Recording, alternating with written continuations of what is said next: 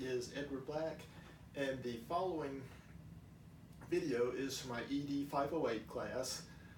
This video is a technological product which focuses on a group project which 4 of my students did for my dual enrolled American history class.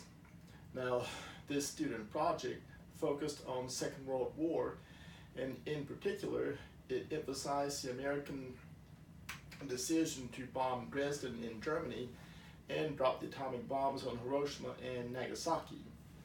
4 of my students performed this project. Tara Foley and Lisa Gomez focused on describing the overall context of Second World War, while Arthur Mize focused on the decision to drop the atomic bombs on Hiroshima and Nagasaki, and Margaret and Marge Simpson focused on the decision to bomb Dresden.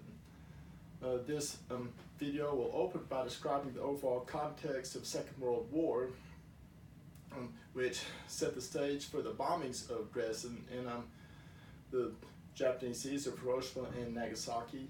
And then this report will focus on the decisions both to bomb Dresden and use the atomic bombs, along with the controversy surrounding them.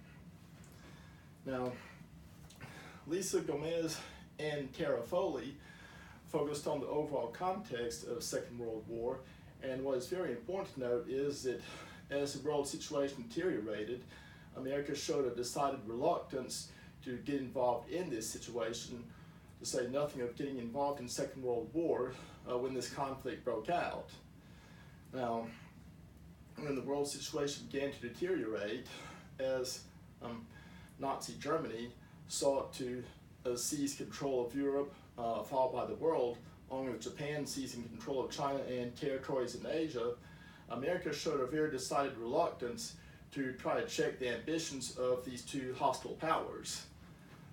As Lisa Gomez and Tara Foley pointed out, America first off during the 1930s was coping with the Great Depression, and the vast majority of Americans believed that America needed to focus on resolving domestic problems in lieu of getting involved in overseas contingencies.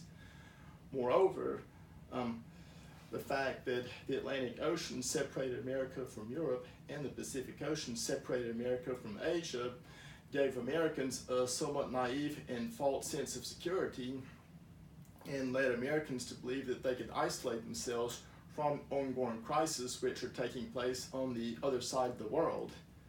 And finally, disillusionment over involvement in World War I was a third major factor with respect to making America reluctant to intervene in overseas affairs. Many Americans were very disillusioned over the fact that World War I did not uphold the democratic principles for which America had supposedly entered the war, and by the 1930s, many Americans believed that a combination of British propaganda and pernicious influence by Wall Street financiers had suckered America into entering World War I, and contrary to fighting for democratic principles, America had rather fought to preserve Wall Street investments and the British Empire. And given the sense that there's a very strong conviction that intervention in World War I had been a mistake, Americans had resolved that they're not going to repeat that mistake and intervene in further overseas affairs. Opposition to intervening overseas was very much on display when President Roosevelt tried to warn the Americans of the dangers posed by Nazi Germany and expansionist Japan. Roosevelt's call to quarantine these two aggressors by cutting trade and economic ties with them tossed off a firestorm of opposition among the American public, and the American public made it very clear to President Roosevelt that in 1937 they were not interested in intervening in overseas affairs. American reluctance to intervene in the world crisis, to say nothing of getting involved in Second World War, very much was the case until the first 2 years of this war, from September of 1939 through June of 1940, when Nazi Germany overran control of Western Europe. the stunning victories of Nazi Germany forced the American public to revise their opinion of overseas affairs, and the American public grimly realized that the threat from Nazi Germany was not going away. And it is in the context of this growing perceived threat from Nazi Germany that President Roosevelt was able to persuade the American public to endorse a full-scale military buildup. Moreover, American policy gradually switched from neutrality to providing all manner of military and financial aid to Britain, which was one of the last nations that, at the moment in the summer of 1940, was holding out against Nazi Germany. Now, later on, when Nazi Germany invaded the Soviet Union, President Roosevelt extended American military and financial aid to the Soviet Union. However, in both these cases, Americans are still very much determined to avoid war, and basically, Americans very much hoped that Nazi Germany could be beaten without the need for direct American intervention. But while all of America's attention was focused on the threat from Nazi Germany, it was unexpected crisis in Asia which caught America completely flat-footed and plunged America into Second World War. In this case, it was a surprise Japanese attack on the American naval base at Pearl Harbor that made America a full-fledged combatant. In this case, Japan had been engaged in aggressive activity throughout the 1930s. Japan had invaded China in 1937 in an effort to seize control of this nation, and by 1940, Japanese ambitions began to move outside of China to include several island locations in the Pacific Ocean. These island locations which Japan coveted happened to be under the control of the British, the French, or the Americans, and the Japanese decided that they needed these island locations to alleviate economic impoverishment and secure vital natural resources. When America got wind that the Japanese territorial ambitions were moving outside of China, America cut off supplies of scrap iron and oil. A lot of historians, as Lisa Gomez and Tara Foley pointed out, believe that America's decision to cut off oil supplies finally led Japan to decide on war, because without American oil, Japanese warships and planes were incapable of operating. And the Japanese decided they had to destroy the American Pacific Fleet at Pearl Harbor so they could seize control of these island locations without the American Navy intervening. Now, when the Japanese did attack Pearl Harbor, the attack was a resounding success, and the American Navy was incapacitated for about an 8-month period, during which time the Japanese were able to seize control of the major islands in the Pacific Ocean. However, the Americans were able to reverse the fortunes of war in the Pacific with a crushing victory in the Battle of Midway, which destroyed 4 out of Japan's 6 carriers that had attacked Pearl Harbor, and this victory turned the Pacific War permanently in the American favor. Now, that being said, though, it's also important to keep in mind that shortly after Pearl Harbor, where Japan had attacked America, and America then declared war on Japan, Germany had then declared war on the United States, and America responded in kind. So just after Pearl Harbor, America found itself at war with both Germany and Japan. Now, while initial American military efforts focused on stopping the Japanese onslaught through the Pacific, American leaders realized that Nazi Germany was more dangerous of these two enemies and had to be defeated first. American leaders very rightly feared that Germany's advanced technological, scientific, and industrial base made them the most dangerous of these two enemies. And it was this concern over the German danger that led America to focus on both producing an atomic bomb and engaged in strategic bombing. Now, what happened in the case of atomic bomb program, as Arthur Mize pointed out, was the fact that when shortly before America found itself at war with Germany, scientists who had fled Germany, including Albert Einstein, sent letters to President Roosevelt warning that Nazi Germany was leading the rest of the world with respect to atomic research, and Germany was heavily engaged in research to split the atom, which could be used to generate a massive explosion. Well, American awareness of German ambitions led American scientists at President Roosevelt's behest to engage in a crash program known as Manhattan Project to develop their own atomic bomb. Throughout the Second World War, until almost the last year, American leaders were terrified that Nazi Germany was ahead of America in atomic research. By late 1942, however, America was able to take, unbeknownst to America, America already had a lead in this field because American scientists were able to carry out the first controlled nuclear reaction. Once American scientists figured out how to carry out controlled nuclear reactions, American progress on the atomic bomb surged ahead, and by the summer of 1945, the first atomic bombs were available for use by American forces. But while America was engaged in a crash program to build an atomic bomb from 1942 to 1945, the war against Germany had dramatically turned in the favor of America and her allies.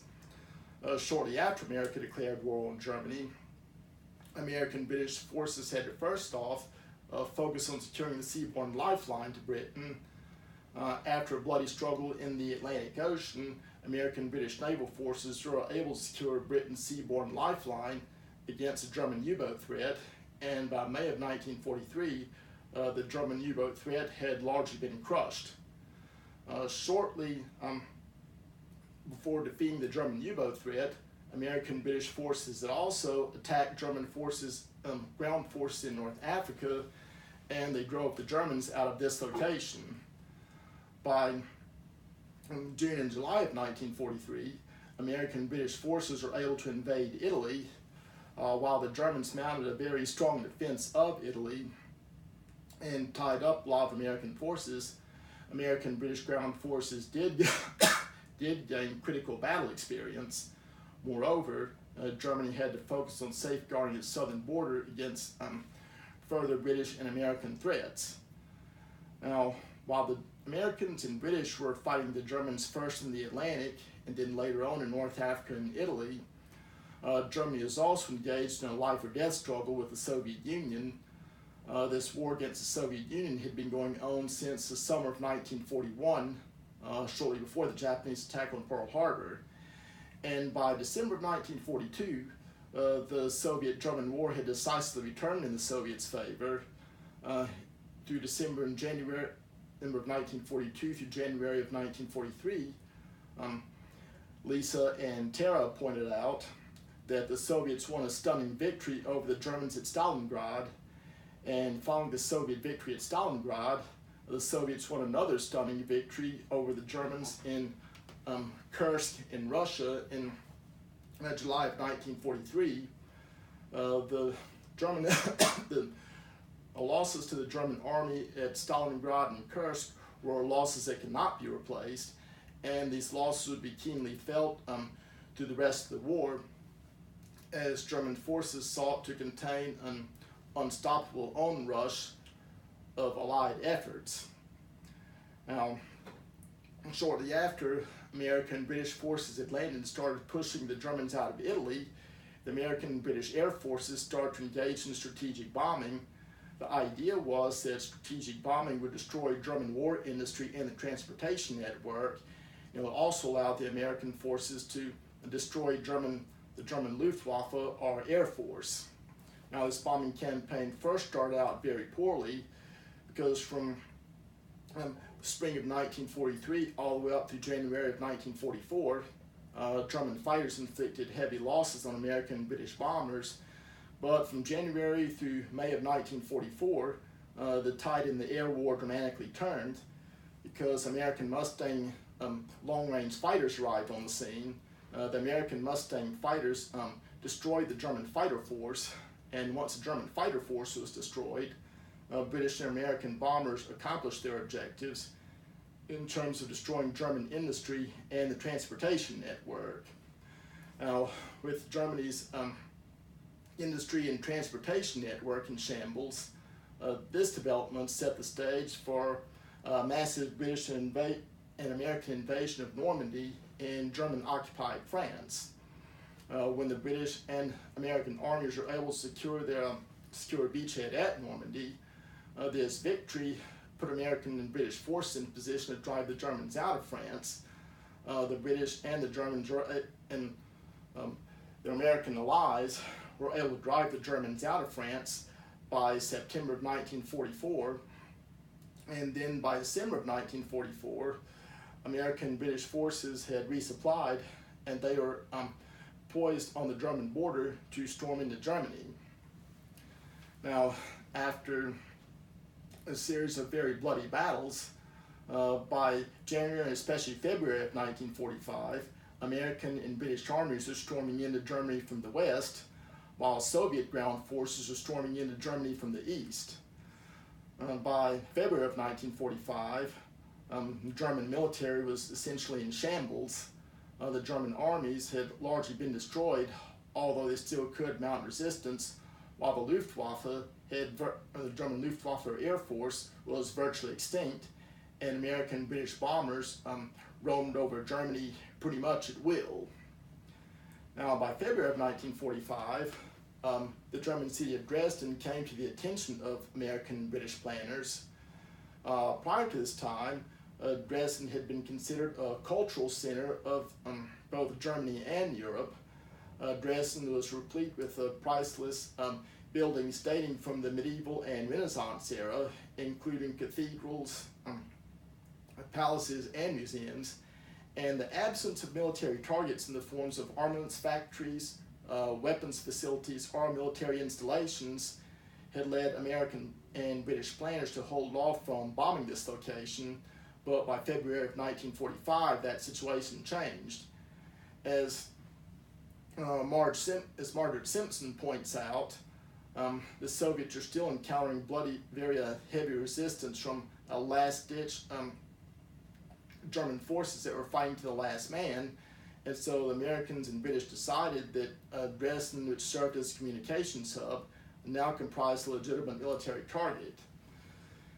And as Margaret Simpson reports, from February 13th through 15th, over 1,300 British bombers and 800 American bombers swarmed over Dresden in a series of 4 raids. These 4 raids inflicted horrific damage on Dresden. British and American bombings created a firestorm where the heat from the burning city rose to almost 1,500 degrees Celsius, and as this warm air rose, it created a vortex that sucked everything that was not bolted down into it. Witnesses to this horrific bombing reported that people, debris, and everything that was not bolted down was being sucked into this fireball, and as a result, Dresden was completely destroyed. In terms of casualties, the original estimates were about 135,000 dead. These casualties figures were later revised down to 35,000, but by any extent, the bombing of Dresden was horrific in terms of its effects. Among the witnesses to the bombing of Dresden included both American and British prisoners that were being held in that location. What happened in the case of Dresden was the fact that Victor Gregg, a British prisoner held there, reported horrific images of people being sucked into the vortex of the firestorm, and Kurt Vonnegut and several American prisoners are being held in a slaughterhouse. Vonnegut would later write a book titled Slaughterhouse 5, which described his experience in Dresden, and he reported that when he and his fellow prisoners staggered out after the raid had ended, they found that their slaughterhouse that they had sheltered in was the only building that remained in the city. The rest of Dresden had been turned into a permanent moonscape, and there were not any living souls left where they had gone through. Now, given that Dresden had not had any viable military targets, along with the horrific death toll, and the fact that by February of 1945, a lot of leaders themselves acknowledged that Germany was, beyond the shadow of a doubt, beaten, the bombing of Dresden came up for all manner of attack and controversy, and increasingly, historians view the bombing of Dresden as an unnecessary and savage act of vengeance against the German civilian population that had already been beaten. Now, in addition to the bombing of Dresden, the atomic bombings of Hiroshima and Nagasaki also provoked controversy for very similar reasons, and Arthur Mize reported on the bombings of these two locations. Arthur Mize argued that when it came to the bombings of these locations, both these locations did not have viable military targets. They consisted of mostly just civilians that were sheltering from other locations that had been bombed. Moreover, by the summer of 1945, like Germany, Japan was essentially beaten. American forces, after the victory at Midway, had stormed across the Pacific. One thrust coming westward from Hawaii across the Pacific, the other thrust going northward from Australia, and these two thrusts linked up the Philippines. And as these two forces stormed across the Pacific, America pretty much destroyed Japan's naval and air power, and after these two thrusts linked up the Philippines, American forces were in an ideal position to drive on the Japanese home islands. Now, what led to the use of the atomic bombs against Japan was the fact that the last two major battles of the Pacific War, Iwo Jima and Okinawa, proved extremely costly. Japanese soldiers in both these locations demonstrated that they had no qualms about fighting and dying literally to the last man, while Japanese kamikaze pilots showed no hesitation about killing themselves if they could crash their planes into American ships with the hopes of sinking them. Not surprisingly, the experience at Iwo Jima and Okinawa convinced American leaders that any invasion of Japan would be an absolute bloodbath, because the whole Japanese population was obviously willing to fight to the last person, and given this consideration, the fears of an extremely bloody land invasion would play a crucial role in President Truman's decision to drop the atomic bombs on Japan.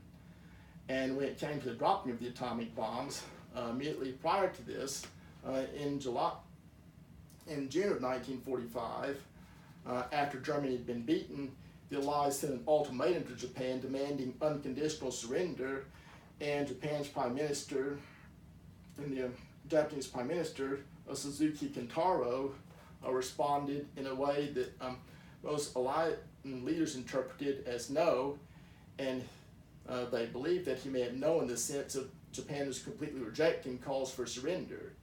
However, later historical analysis of this response suggests that Kintaro was trying to buy time by saying no comment rather than putting out an outright refusal to demands for surrender. But you could also say that that during the war, and due to misinterpretation, that this response was lost in translation. Following this development, American planes first dropped the first atomic bomb on Hiroshima on August 6th, followed by Nagasaki on August 9th. Now, and shortly afterwards, Japan surrendered without the need of having to fight a bloody land invasion.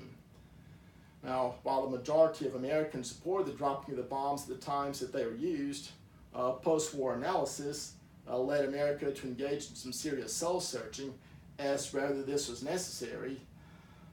Several Japanese survivors of these atomic bombings published their stories.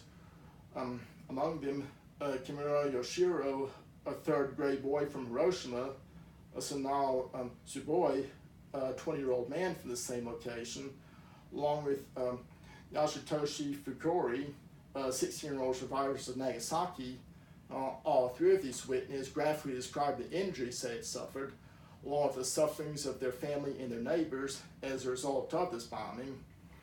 In addition, Mize also reported that an American journalist by the name of John Hershey had interviewed several survivors of these bombings, and John Hershey himself came to question whether these bombings were necessary in light of the fact that Japan was already beaten, and further historical analysis suggested that Japan was on the verge of surrender even without the dropping of the bomb. Arthur Mize suggested that